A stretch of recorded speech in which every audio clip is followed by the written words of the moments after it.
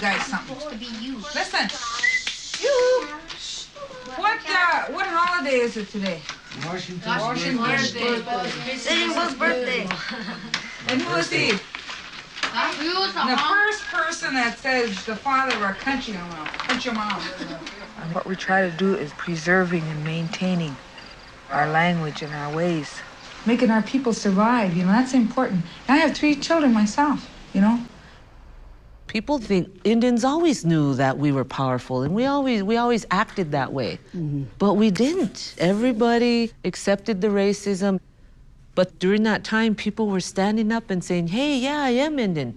We want to be who we are, not who you are.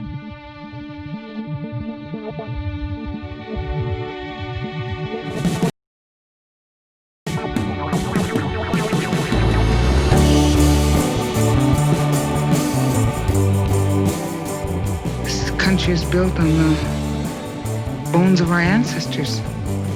We have our culture, we have our way of life, we have our language. What we're trying to do is retain it. Retain our right as a people to be Indian.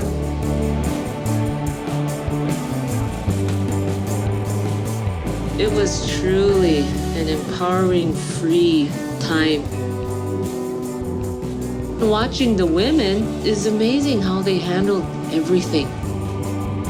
Protecting our people and our children's future and fighting, being warriors in that way. The press, they just automatically gravitated to the men. And who really knew what was going on and who was really running the show were the women. We were a movement of families. Being the daughter of Madonna, she definitely had a reputation of being strong. And when someone went to her for help, she did what she had to do to make a difference. However, we get the job done, whatever it takes.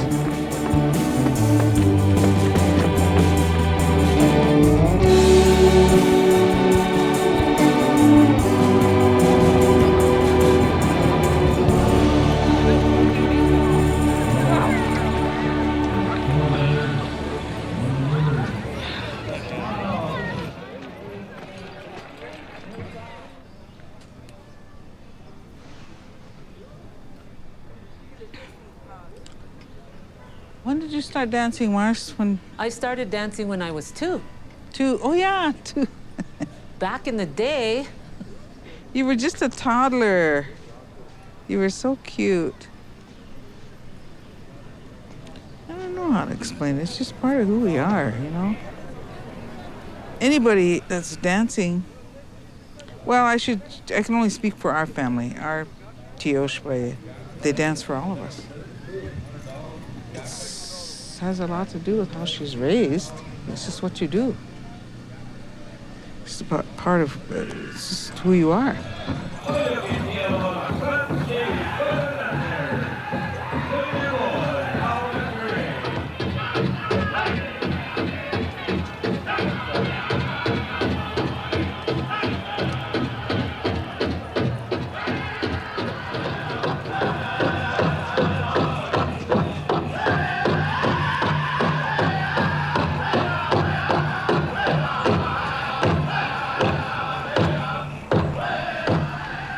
Let's go occupy that cultural center. What's going on here? There's a bunch of Indians trying to stir up trouble. Let's go check it out. Ames at it again. Yes, the Ames are at it again. I see we all tinted our hair gray. My name is Chase Iron Eyes. You think about who we are as the Lakota or Ikche but we're all part of the movement, and it's a system of families that keep who we really are alive. In Indian country, they say, when you want good words, they say invite the men, but if you want something to get done, then bring the women. My name's Madonna Thunder Hawk, and I'm an old Amester gangster from way back, and I'm not afraid of mics. It's the land. The land is priceless, and that's who we are. Once the land is gone, we're gonna just be a bunch of brown poor people. What we do as a people, everything is related. It's not just one issue over here and one issue over there. If we can't save our children, why are we trying to save the land? That's our future. So it's all connected and it's all important. Survival is being able to cope with whatever comes along and yet being yourself, being what you are, and being proud of it. In Rapid City, South Dakota, they're still glorifying the pioneers who hacked through Indian people to conquer the West. So we have to live with that.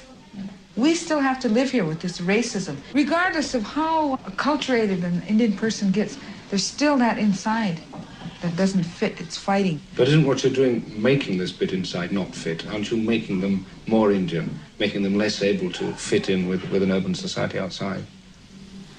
Yeah, you bet. Survival of our people, survival of our way. That's important. Survival school. Started out for my kids and my nieces and nephews, and then it just mushroomed on us. Pretty soon we just had all these kids coming to our door. Many of our students are children that have dropped out of the present education system, not only dropped out, but have been forced out. All these names are... Survival school was just a big house that my mom rented, and the young people who came there were the ones whose families were involved with the movement. They would come and hang out, and then they'd just decide to stay. So my education, being an Indian person during that time in the 70s, it was a political education. Remember our 3 subjects when they said, what are our subjects? It was natural, the earth, taking care of the earth, AKA natural resources, and our rights, our legal rights, and spirituality.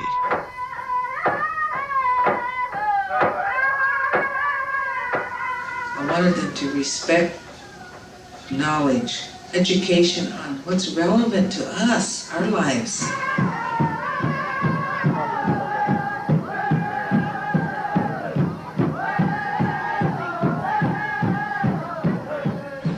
Why are our treaties so important?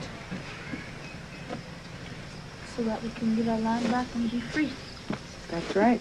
Remember what you taught us in school about the timber and the natural gas and the water and the fishing and hunting and stuff like that. Yeah, what about it? What's happening with all that today? Like the white man is stealing it. That's right. Still going on today, right? Yeah. Right. So if it's still going on today, then that makes the 1868 treaty relevant today, just as it was back then, right? Yeah. Right. Yeah.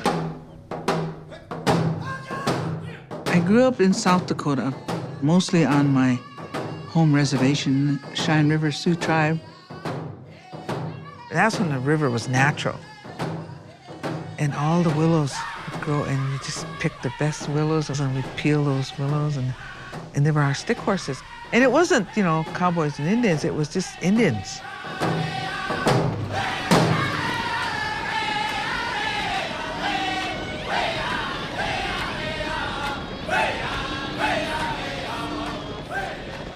You could drink water out of the streams and the rivers and stuff.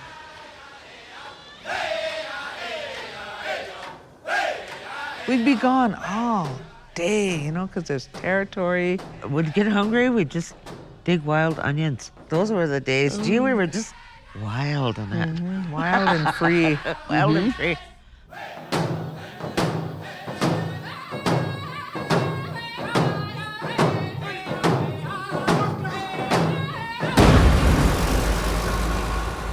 When I was in high school, the government built a series of dams all along the Missouri River. We lost almost 1 million acres of our land. The cottonwoods and the willows and all the natural food and everything all went under. That whole lifestyle changed overnight. Being self-sufficient, going out and picking the berries, all those things, so important, the way we're raised. We had to move about 50 miles west, and it was totally different from where I grew up along the river.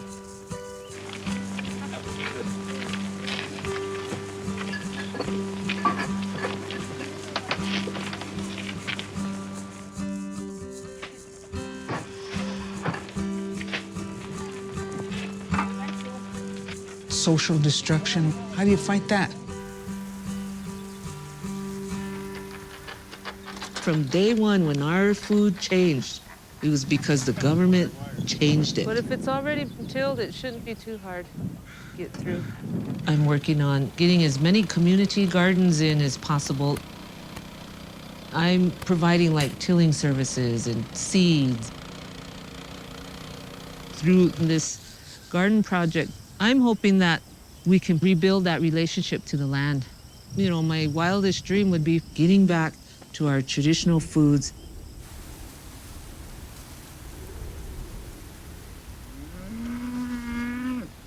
Our bodies are still very indigenous. We're looking for a timsila. And so we need our own foods. We only take the root, not the whole plant. Man, they taste good. Good, isn't it? Yeah, they taste good fresh. Voila. I have this constant thing that is like, what are you gonna do? You know, what are you doing? Well, how are you gonna help your people? What are you doing? They did this, so, you know, the next generation should be doing this. And the next one should be doing, you know, it should always be moving up. There was several Red Power organizations, but they were mostly local or regional, specific to an issue. The American Indian Movement was the most dominant organization at the time. The American Indian Movement started in the late 60s in Minneapolis as an answer to the police brutality that was going on. And then it just mushroomed and came to Indian country, mainly to South Dakota. We were the shock troops.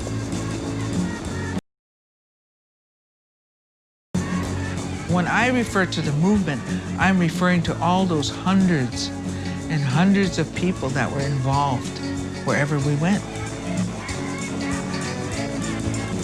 When I say we were the visible organizers under AIM. It's our responsibility. We, in a sense, are giving a legacy to the yet unborn and the young Indian people today. She comes from the old agency on Cheyenne River that's flooded, so she can never really go home. So I think that's why she's dedicated her life, because she can't really go home. When the movement came, she was just like, okay, this is my home. She had somewhere where she belonged. I don't even know if you could call it a school. We all live and work together.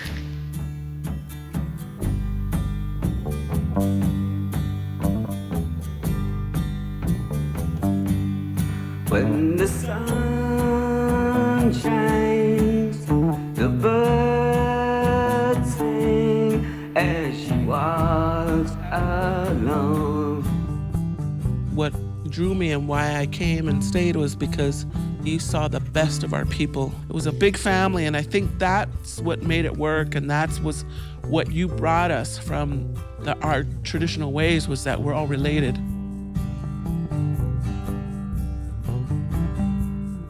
And I remember the hair braiding lines we had, because everybody had long hair. So we were constantly braiding hair. And Travis's hair only grew this long ever in his whole life until now.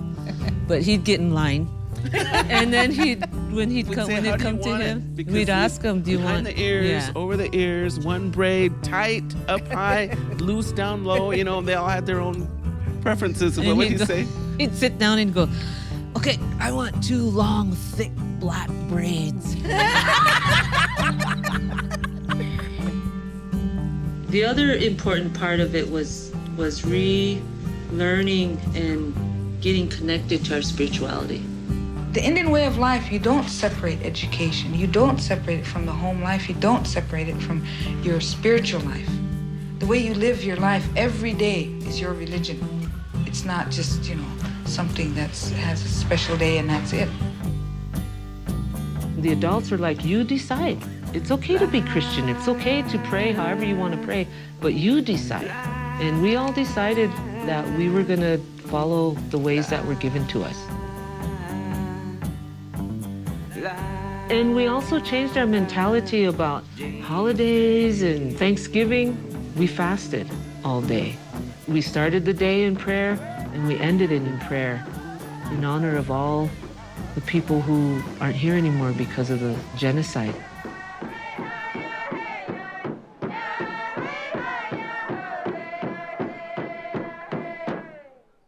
I mean, you talk about freedom, you talk about the Indian way, all beautiful words.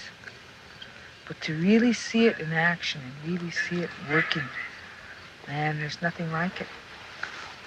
So I don't care what they throw at us. I don't care what the system comes up with. You know, we got these young people and they know where they're going. My generation, I had to search for myself. I had to go against society, so to speak, to be what I am. My dad used to say that years ago, he said, there's only one way to make this reservation work or help the people, and he said, you gotta put all the old people in the concentration camps and take the kids and raise them out in the white homes, and then he said they'll. Thousands of Indian children are placed in Bureau of Indian Affairs boarding schools in order to educate them to the white man's ways. Children were literally stolen, forced, dragged away from their parents to boarding school, where they were mistreated. When a new car comes into the yard, they run in the house, and Mama, are they coming after us now? And they're always, every day and every night, when a car comes, they're afraid that they're coming now to get them. The whole boarding school scene started when we were really young. I remember us getting off the bus and all lining up, and they told us to go in the showers, and then they took our clothes and put them all in a box and sent them home. And from then on, we wore what we call GI clothes, government issue. So we were just kept totally isolated, and they were in control of everything. They would lock us in upstairs because I was so lonesome at first. Prison. I thought I could, after everybody goes to sleep, I could sneak down to her floor, you know, and maybe I could talk to her.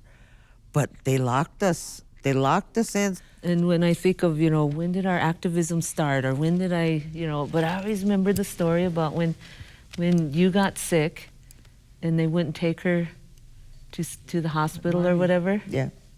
Mm-hmm. So then you went in and barricaded yourself in there with her until they called your Grandma Faith or something. But Madonna was always my protector ever since we were little. She grew up in a time where she had to be tough and she had to not show any weakness. So now she has a hard time feeling. Not that she can't feel, she has a hard time expressing it. And of course, they grew up in that time where someone was always attacking you, you know.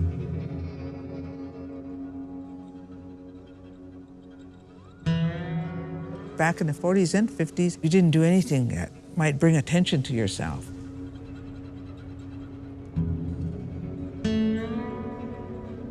There was all these bars on Main Street, and you had to pick your route because all these older white guys, you know, they just proposition you right on the street. Even if you had children with you, it didn't matter. If you were native, you were fair game. And you accept being called dog bitches and whores and dirty squaws and whatever else. And the local rough and tough cowboy, he was like threatening to rape us. But and they were doing that, right? They were raping women. Yeah, they were. That's what they did. And the Indian women, the Indian girls were too scared to tell.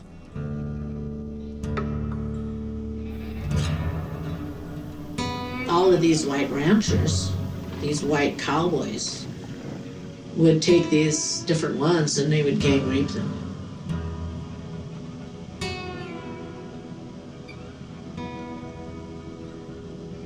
They did it to one of Madonna's real close friends. Police couldn't do anything about it because these were white men So then Madonna and there was a bunch of us, there was about maybe 7, got together.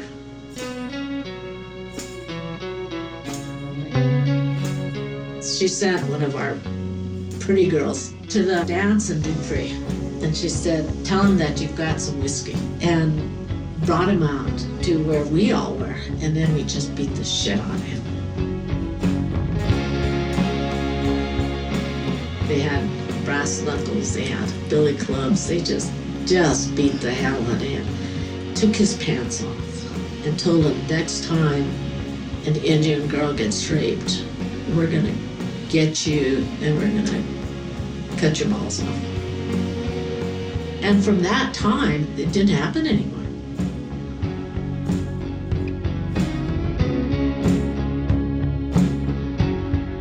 But all my life was built with just trying to live and trying to be, you know.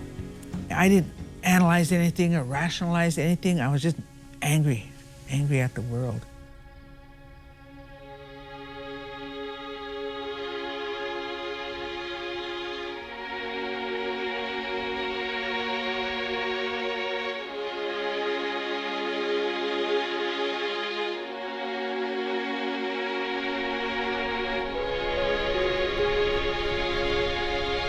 There was this big federal program called relocation. So the government thought, get the Indians off the reservation, mainstream them. Well, this is how we'll solve the Indian problem. I was in the Bay Area, and that was in the 60s. So the civil rights movement was getting going, and Haight-Ashbury was just right down the road.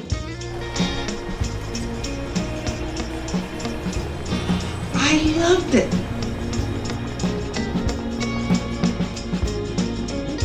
There's a lot of Indian people in the Bay Area from all over.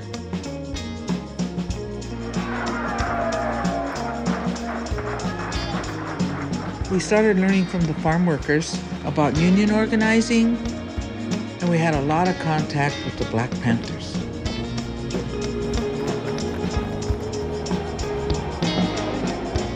So we started realizing that we can do something. But our struggle was back home with our people.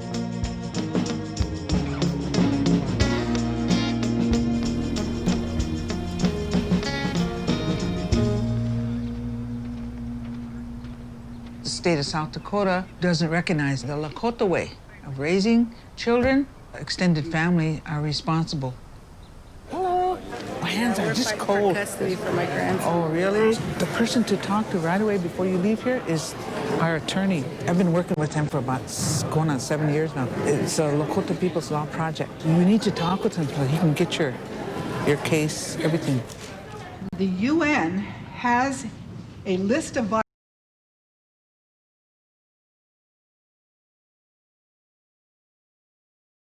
violations under the category of genocide.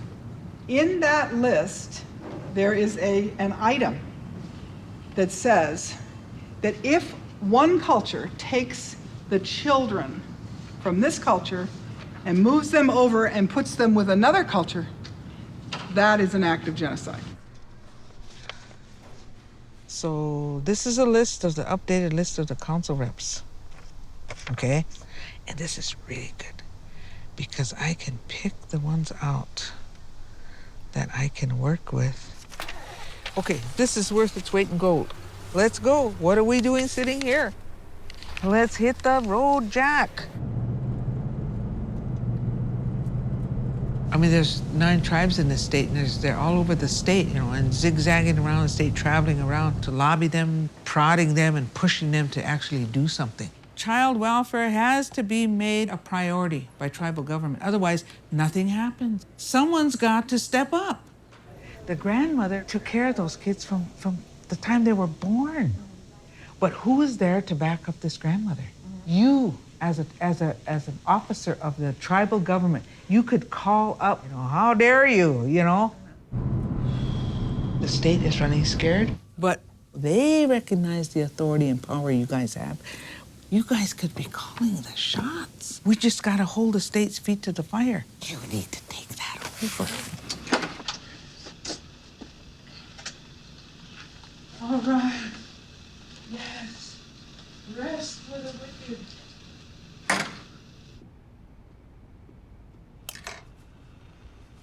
Nobody said, Madonna, you're gonna still be living hand to mouth when you're 70 years old, still doing the same thing.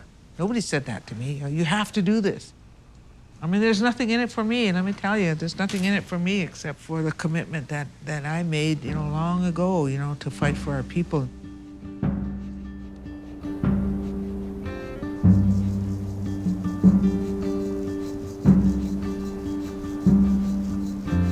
Another dawn rises over Mount Rushmore, over Washington and Roosevelt, Jefferson and Lincoln. But it also rises these days over a small band of American Indians. They claim these Black Hills of South Dakota are legally theirs by treaty, and they have come to take them back. 25 of us got our stuff together. We got our bedrolls and our backpacks and occupied. What I remember is when we were staying at your house one night, you came in and you're just like a whirlwind, just picking stuff up, and I gotta go, and headed out, and me and Whitney were like, what's going on, what's going on? And then the next morning, we're watching TV, and there you guys are on Mount Rushmore. How come I didn't get to go? I was really mad, and Auntie was like, Marcy, she's really explaining to me, they're doing something important, you behave.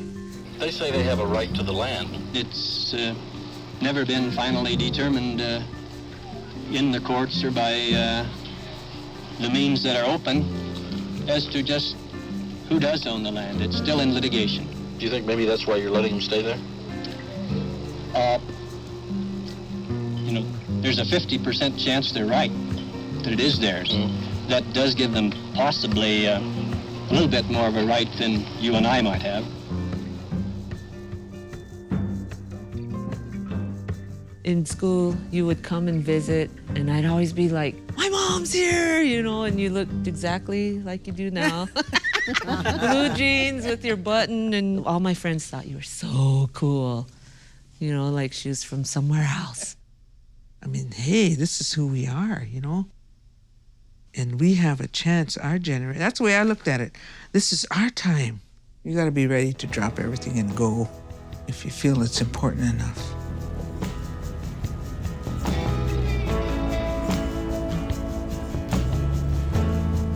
The United States government had closed down the federal prison that was up there. So it was excess land. According to the statute, any unused federal land will return to the native people. So they just went out there and staked claim to the island. We, the Native Americans, reclaimed this land known as Alcatraz Island in the name of all American Indians by right of discovery. We wish to be fair and honorable in our dealings with the Caucasian inhabitants of this land, and hereby offer the following treaty. I think we all have recognized that our preoccupation with the black problem, with the brown problem, perhaps the red problem may have been overlooked. When I got there, all the press had left and all the weekend warriors had left. It was just the hardcore militant activist types. Now what we have here is the model of our island and how we're going to have it.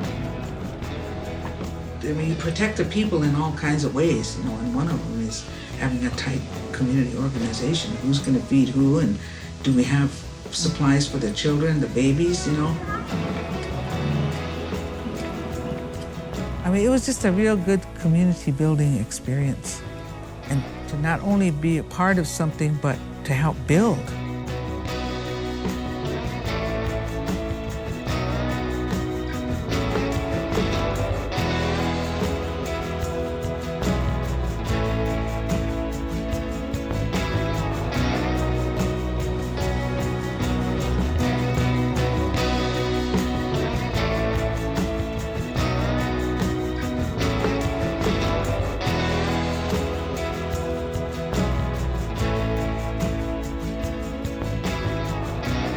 Alcatraz Island ended because the federal government in no way was going to return land to Indian people.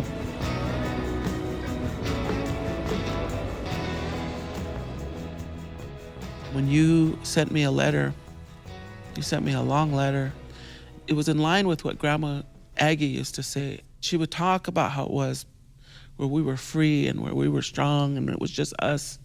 And I would always say, can we go there? Let's go there. And she'd say, this is just temporary. Don't worry, Takoja, we're gonna get to go back there. Your letter, you didn't say we're going back to this. You said we're moving forward. And this is what we're gonna have. This is what we're gonna, so I thought, oh good, it's happening. And then to top that off, you guys were all coming from Alcatraz, and it was my graduation. It was Catholic boarding school. It was all these people dressed all real nice. And then there was this whole group, all with their braids and their red, wrapped hair and jeans and stuff. And then they said, Lakota, and they were like, and I was like, that's my family. That's how it started, was just reclaiming, saying, this is who I am and this is what I stand for. 4th grade. In boarding school in Eagle Butte, I said, I'm gonna stand up by wearing my moccasins to school. I remember people asking me, why? Why are you wearing those? Why aren't you wearing shoes? I remember being laughed at, but the next day, I wore them again, and other girls were wearing their moccasins. Something as simple as that was so powerful because our people were so oppressed. To me, it was like the way I grew up with activism, it was like a puzzle. There was a part of it that wasn't there for me. When I was 7th grade, I lived in Mission with my aunt, and I was in track, and I was really good at it. I was breaking records and making records, but it seemed like no one cared.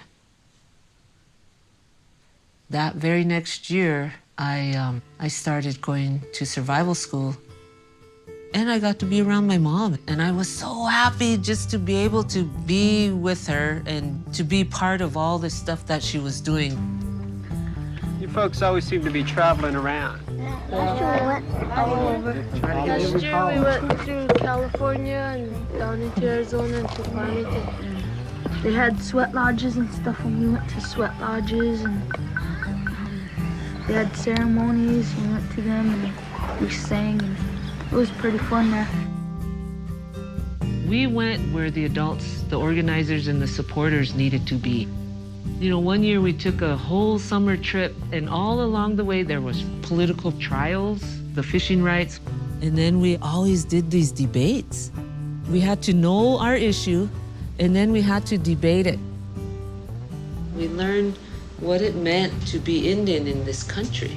I remember when we traveled, we all would pile in and we would squeeze every single person in, and we'd be just all over in the back of the pickup with the camper, and it was perfectly fine. Yeah, we figured out how to. Yeah, I remember every night we'd say, okay, everybody, 1, 2, 3, shift, and we'd all be shifting here. Ooh, ah, ooh, ah, ooh.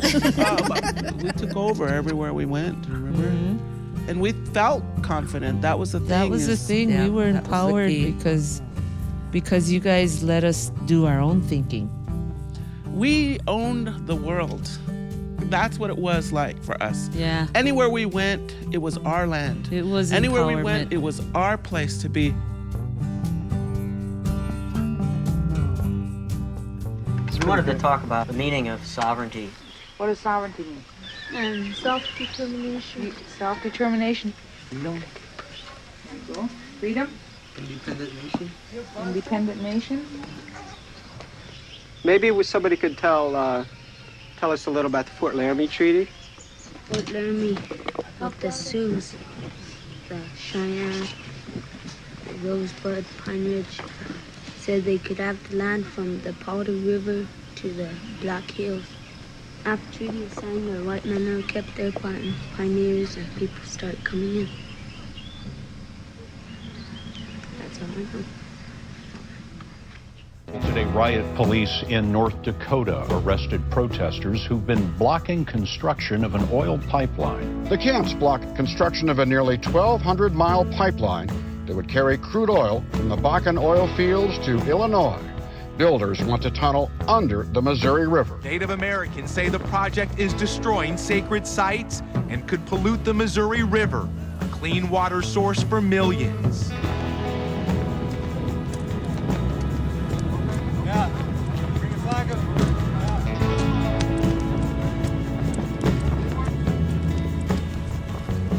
firekeeper guy, he didn't leave, did he? Yeah. Because I'm going to be on the mic. I need to talk about him.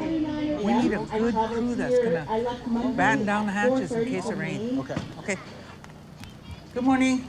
First of all, I want to thank everybody, but in particular, I want to thank the younger people. Of course, at my age, everybody younger than me is younger, I guess. But yeah, you know, I'm one of the old school, you know, Wounded Knee days and all that. So, and I'm so glad I'm still alive and I'm here and I get to see all this. It takes a lot of organization, you know. Supplies are coming in all the time. This whole camp is running on volunteers. The main thing is to show support. And the tribes are coming in from all over, every day. It was amazing for me to watch, you know, these elderly women. You know, she's 76, still managing this big major happening. It reminded me of survival school, actually. Yeah. Because Mom was always like, you're gonna do this and you're gonna do that and this is why, and just get it done. You guys watch out for snakes! Come here, guys, I want to show you this plant. Islaya. You can make islaya with that and put it on, it's like lotion. It's really good for your skin. But I just want to take a couple of seconds, not too long, because I know it gets tough. But stay up here. Let's just listen to the water for a little bit.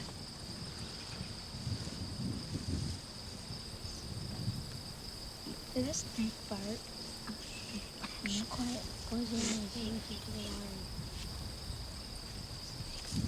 A lot of things ground you, and water is one of them. And by ground you, it just makes you feel at ease. It makes you feel better about everything. But right now, really quick, let's all take a little bit of chanshasha. That's what, as Lakota, Dakota, Nakota people, we call it chanshasha. Thank you. You guys know why your parents or grandparents brought you? They brought us to school. This is why. They brought us here to learn. This is why you're here. For the river. Yep. Fight the pipes. Fight the pipeline. They're trying to put a big hole underneath it, and they're going to try to put oil through there. And we don't want that because if we don't have any water, everything dies. If you guys don't get water, your body starts to break down and you die. Everybody needs water. Our school was based on what was going on then and what needed to happen. We kind of made up our own rules. That's what you guys are going to do because this is yours. It's not ours. This is yours.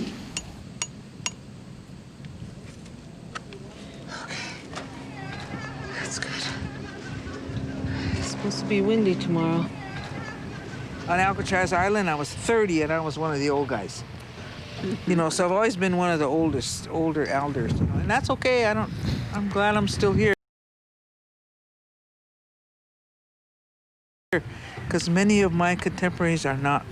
They've crossed over. And so I represent a lot of people. Because my ancestors gave me this blood, gave me this life. You know, and simple as that. We have to stay at it, you know, and we won't back down. It's the only tactic we have because we are unarmed. All we have is our land and our treaty rights. Oh, the Cubs are here, the Black Panthers, the new Black Panthers. Did you see it? We're here to stay! They might push and push, but because the world's watching, it's a standoff. Thousands of demonstrators are hunkered down in the middle of a winter storm. North Dakota's governor says winter weather conditions at their camp are life-threatening and has ordered protesters to leave.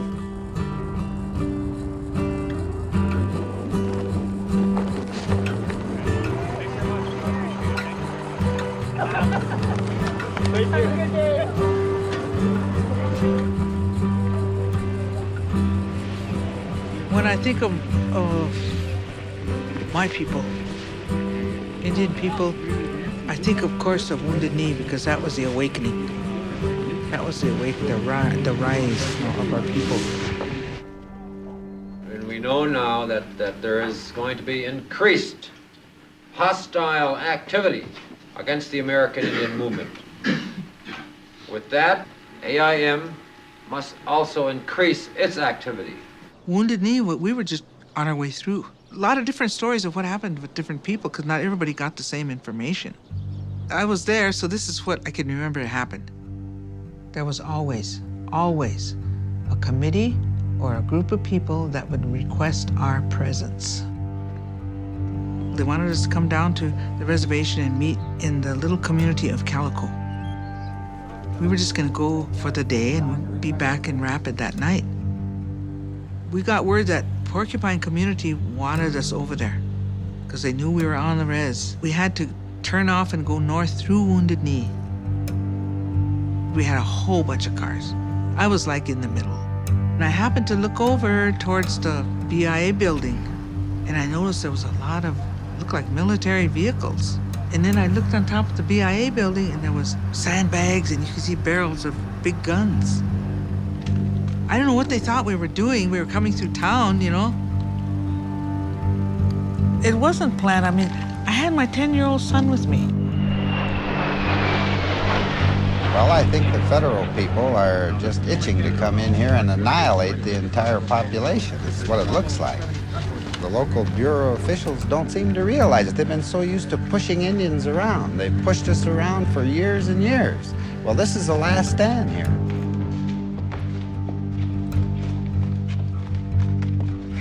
There was gunfire in Wounded Knee for the second consecutive night. We knew when there was going to be a firefight, and one night they opened up. I could just feel it going over my head, those tracers, and I thought, I thought I was dead. The first blood that was spilled at this Wounded Knee episode was spilled Thursday night in a gun battle in which 2 young Indians were wounded. It was very, very real. I didn't know if I was going to see my mom and brother again. And the news, we were the terrorists, we were the militants. Yeah, they made it sound like you guys had all these guns and all these weapons and... There was only one AK-47. Bobby was carrying that, behind us, carrying that AK, and no ammo for it or nothing, you know. But it's walking up like that, and then we turned around and he said, "Oh, nah, look at this guy. Just because the press is in here, look at him, you know." He said, "Yeah, man," he went like this, and here they took his picture. The famous picture of Wounded Knee with the warrior with the AK, and here we were just teasing him and raising Cain with him. That's why he's just laughing. After about a week into being in Wounded Knee, oh, it was nice. The sun was shining, and it was just a warm breeze. And then some guys walked by. They were just enjoying the day, too. And they came walking by. "Hey, Madonna, what's happening?" I said, "Oh, man, it's really nice." I said, and that's when I really realized that there's very few people that experience true freedom. And that was one of physical freedom, but also mentally, you know, physically, everything, emotionally. Now I understand why my ancestors did what they did.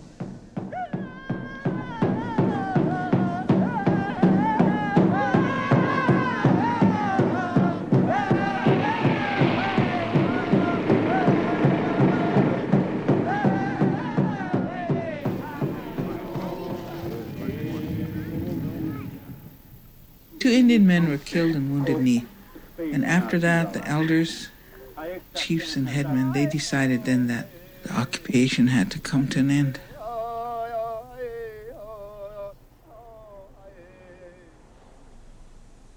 Federal government, rather than see it as an issue of treaty violations, they made us all criminals, charged us all with federal offenses.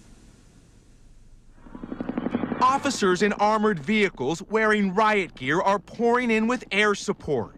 Battle lines drawn, now making arrests. I'm looking for Marcy right now, where you can see behind me in that light. That's where we're right out here at the front lines. You can hear the rifle cracks from the bullets. Would you mind telling me how you're feeling right now? beyond words, beyond angry, sad, heartbroken. This is what our country has come to. Our laws don't mean shit when money is involved, when oil and corporate greed is involved.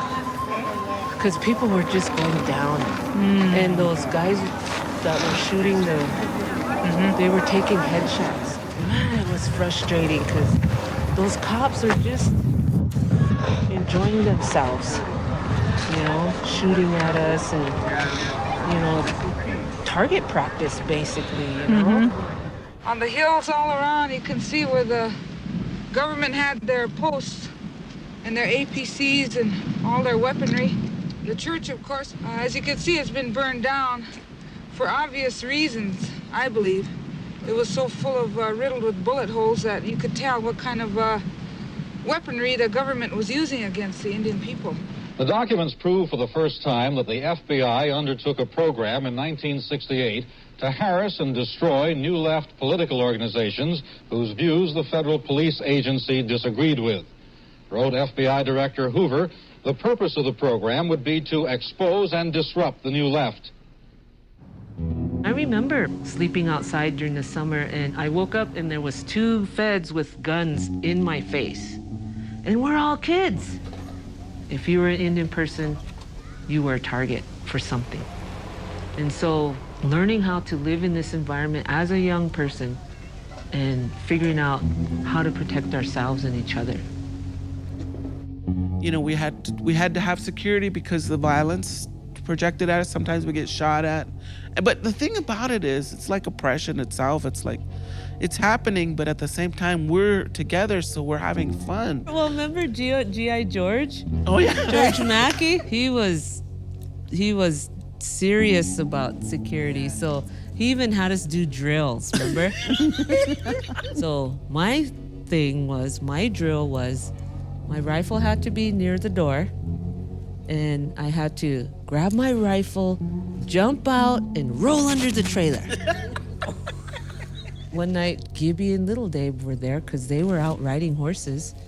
And here all of a sudden, the door bust open and they just fell in and they're like, they're shooting at us. So again, the lights went out and everybody hit the floor. Me and Maggie were crawling down they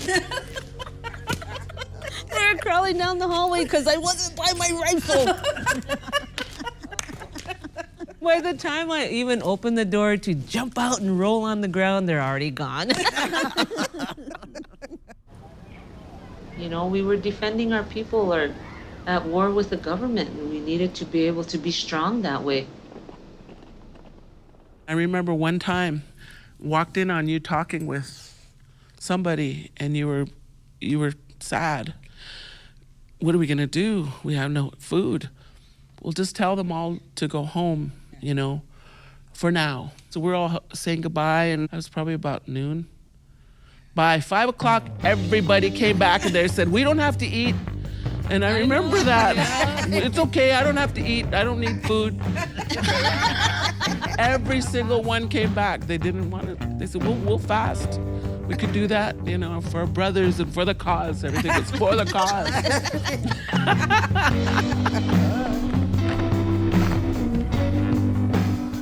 There was a lot of the AIM leadership and membership that were being railroaded into prison. And so we had political prisoners. And our survival school was, you know, like, what can we do? So the first year, the Run for Freedom was in 1977. We went through all 4 seasons. And as we ran, we prayed for political prisoners everywhere.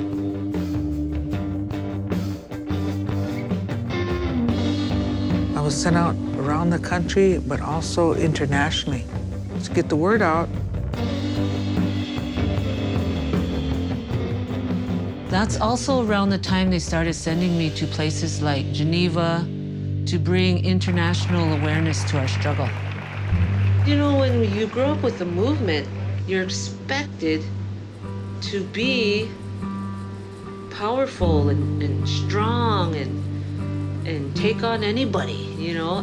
But at the same time, you know, I was a teenager trying to figure out, who am I? It felt like a lot. a lot of pressure.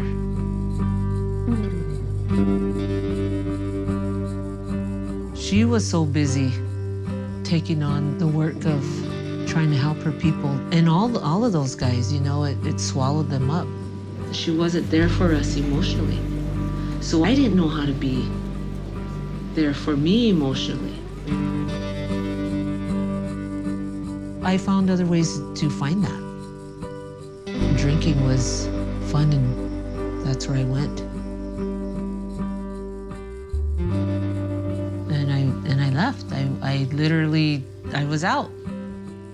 Yeah, there was times when I was worried about where she was and what she was doing, but I thought, well, if there was certain things happening that I'm sure someone would tell me or she would tell me herself, you just cross your fingers. That's all you can do. Wow, I can't even keep track of this stuff here. It's thick. Like when my children were little, they knew how to travel to rallies, they knew how to set up camp, they knew how to do all that kind of stuff. When they would play, they'd play having meetings. They didn't play dolls. One of them was pretending they were me. And she's standing there like this, and she was really talking. They're going. So, you know, that was kind of like, I don't know, that kind of like told the whole story, I guess, that they grew up with that, knowing that we were, I don't know, warrior women, I guess.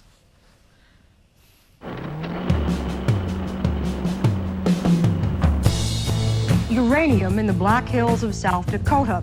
Industrialists say it is valuable. Environmentalists and some residents say it is dangerous. Union Carbide was planning on exploratory drilling for possible uranium mining. We organized Women of All Red Nations. Not going to be so nice in the future when the rest of the effects of the radiation come home. When Warren did we found the radiation in the water study and all the spontaneous abortions. I mean, we knew that stuff. And I was even living proof because me and 3 other of our friends on the res got pregnant at the same time. 2 of them had spontaneous abortions. The other one had severe birth defects, and Tisti was born normal because we had separate water. What do we want? No. When do we want it? Now. Women of All Red Nations, we were involved in the initial, forming of the Black Hills Alliance. 3rd-generation ranchers got involved.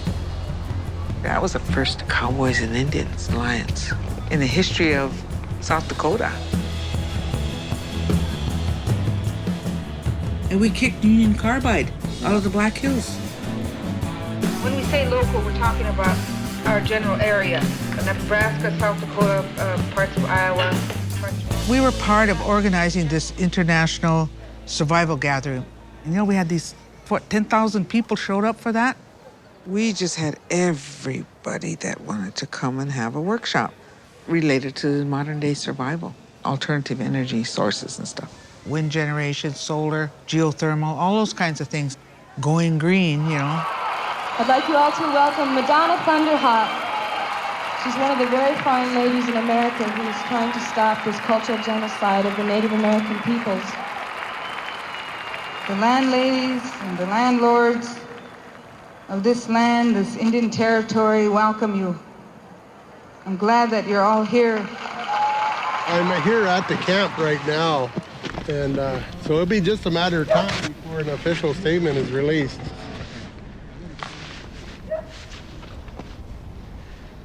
Well, the Secretary of Army called me and they denied the easement. Okay, now what does that mean down the road? I think down the road there's still a lot of work that needs to be done, Because Trump is still coming, man, But at least this will kind of give us a little reprieve. We won! Yes!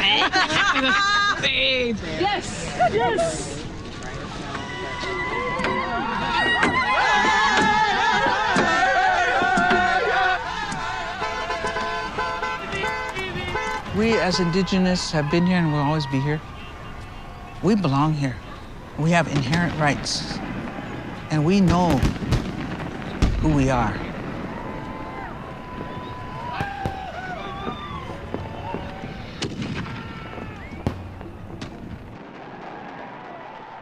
When you're a revolutionary, you have to make those sacrifices. What she was doing rebuilt a nation. It's easier for me to think about her as Madonna the activist rather than my mom, because all that other stuff gets in the way. And then I can see her for who she is, and probably the way other people see her, you know, that she's really a cool, strong, beautiful woman.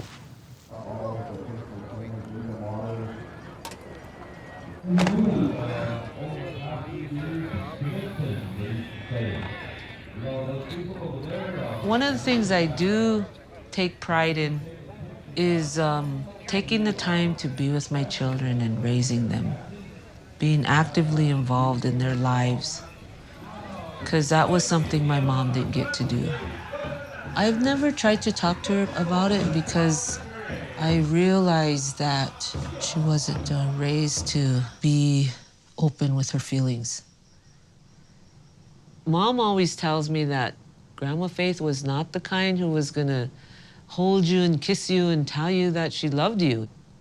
Grandma Faith went to boarding school when she was 4. She spent her whole 18 years there, all those formative years. That's when you learn how to be a parent for your children. There were no loving adults there to teach them how to hug. There was no one. So I had to learn how to parent. I was the one who initiated saying, I love you to my family.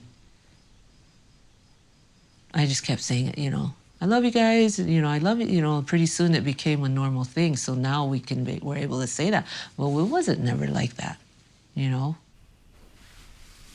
She's more loving, more emotional. And that's a good thing. Because that cycle was broken by her generation.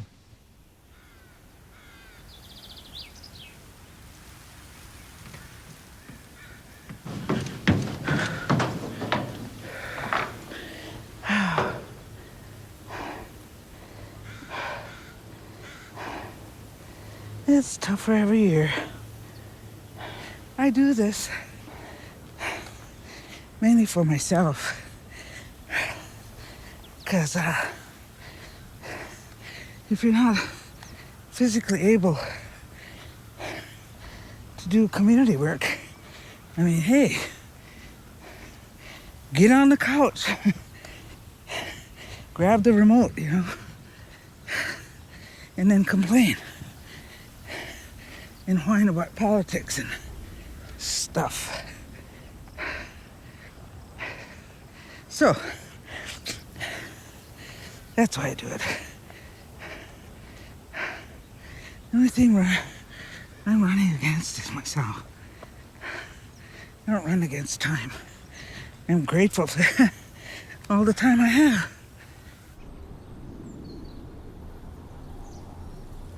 I've been invited to go to Geneva because they want to bring back all the original 1977 delegates. I'm running the show. At the UN, I'm running the show. Okay, I'm just gonna keep in mind that you guys didn't know what you were doing, but you did it anyway. We did it anyway. And we do it anyway. You know how to do all that. Just sit down. Okay, you're done. You already had your turn. Hey, you're done. Now move over. My daughter's trying to take pictures of me. Now move over.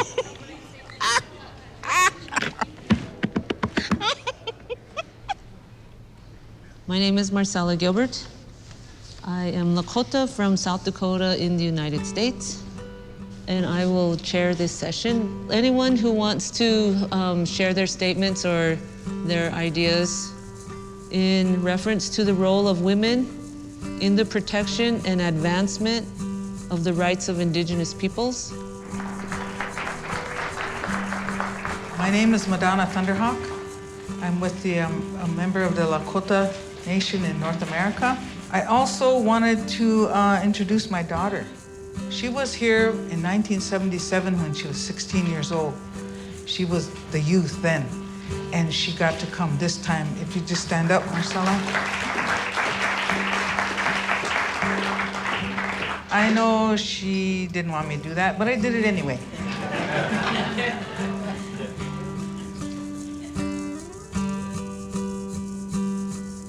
I mean, I'm really proud to be AIM. It's a family legacy that needs to be kept alive because we were a large part of it, huge part of it. It really is who we are. It was just really awesome. Of course, my daughter was there. That just made it that much better. And she's really, excited and enthused to pick up this international work. And that's what we need. We need the younger generation to pick up the reins.